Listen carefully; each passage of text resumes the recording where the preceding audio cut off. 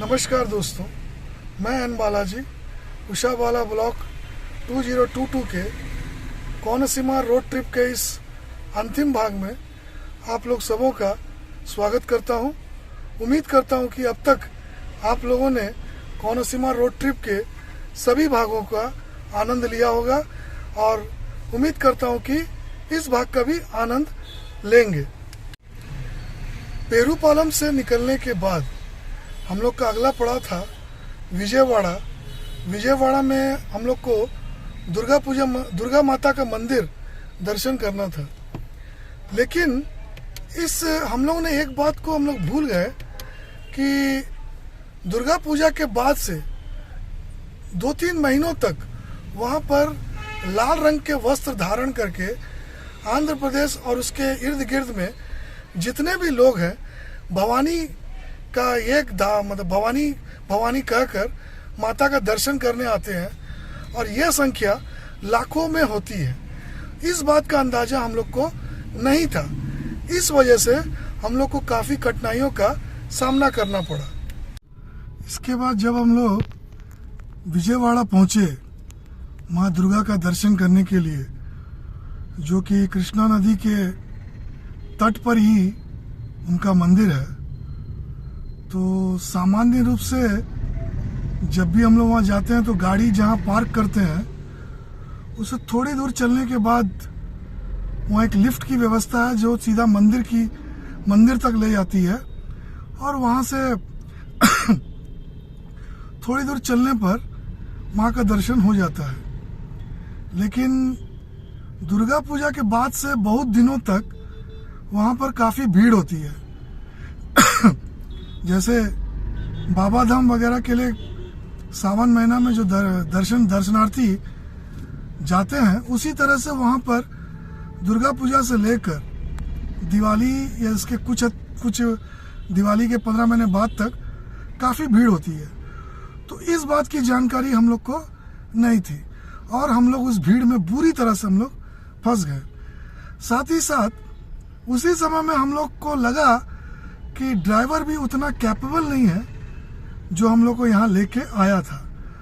तो हम लोग को बहुत सारा मतलब परेशानियों का सामना करना पड़ा और जैसे तैसे हम लोग माँ दुर्गा का दर्शन कर पाए और किसी तरह से हम लोग वहाँ से निकल पाए। विजयवाड़ा में दुर्गा मंदिर के दर्शन के बाद हम लोग द्वारका तिरुमला का दर्शन करने के लिए निकल पड़े। द्वारका तिरुमला भगवान बालाजी का मंदिर है। इसे मिनी तिरुपति भी कहा जाता है या छोटा तिरुपति भी कहा जाता है।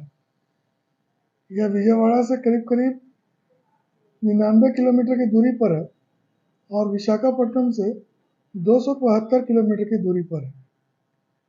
दोनों जगह से बसें मिलती हैं और जो नज़दीकी रेलवे स्टेशन है वो भीमडोलू है। ये स्टेशन बहुत बड़ा नहीं है, इसलिए विशिष्ट ट्रेनों के अलावा जितनी भी छोटी मोटी एक्सप्रेस या पैसेंजर ट्रेनें हैं वो सभी रुकती है, वहाँ से भी आप जा सकते हैं। लेकिन अगर जो भी ट्रेन से जाना चाहते हैं उन लोग के लिए बढ़िया यही होगा कि वो पैसेंजर ट्रेन से ही जाए। इसके अलावा यहाँ की विशेषता ये है कि यहाँ पर तिरुपति की तरह ही सभी तरह के जो फैसिलिटीज़ हैं पूजा करने की, भोजन आदि की और खाने की जो सुविधाएं हैं वो बिल्कुल तिरुपति के जैसा ही उपलब्ध है। यहाँ का वातावरण भी काफ़ी भक्तमय है और सनातन संस्कृति को प्रतिबिंबित करता है।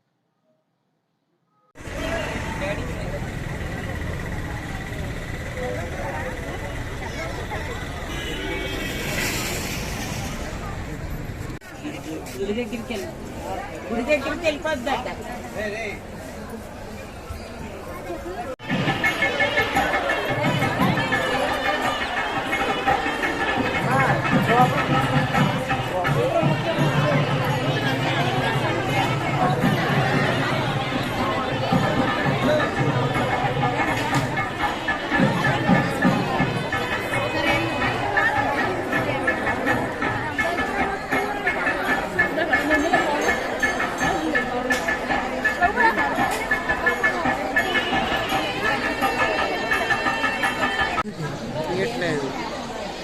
అవుతుందని చెప్తున్నారా?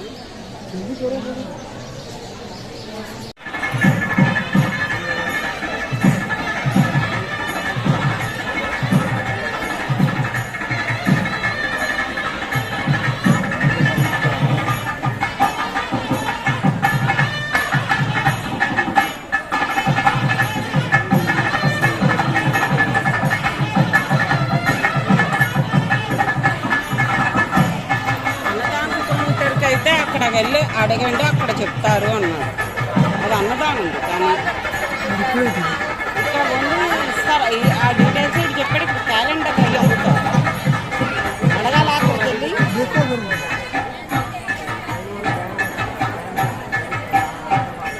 कहाँ जाना है सर? अच्छा, कहाँ जाना है? कहाँ?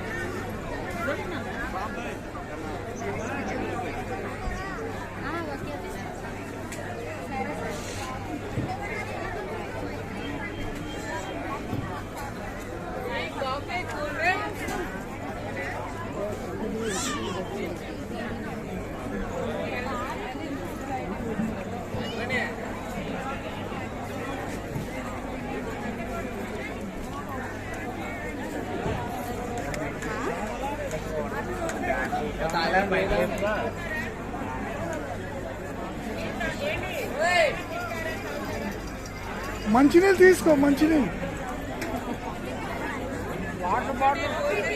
వాటర్ బాటిల్స్ ఉన్నాయి.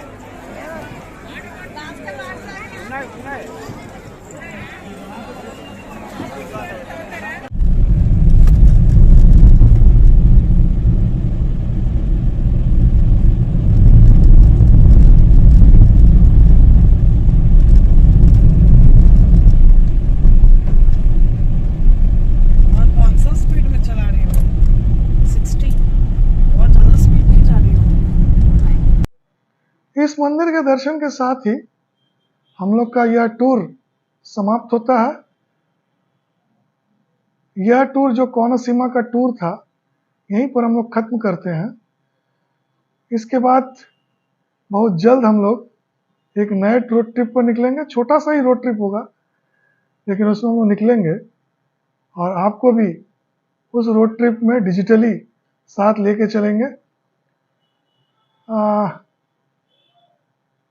आप लोगों ने जब तक इस ब्लॉग को देख रहे होंगे, तब तक नया साल आ चुका होगा।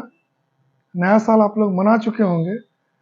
मेरी तरफ से और मेरे परिवार की तरफ से आप सबों को नव वर्ष की शुभकामनाएं। 2023 आपको लोग के लिए ढेर सारी खुशियां और उमंगें लेकर आए, मैं ये कामना करता हूं। हमेशा की तरह आप लोग से विनती करूंगा कि ब्लॉग को लाइक और शेयर जरूर करें, और जो कोई भी नए हैं वो लोग इसे सब्सक्राइब करना बिल्कुल भी नहीं भूलें। धन्यवाद। जय श्री राम।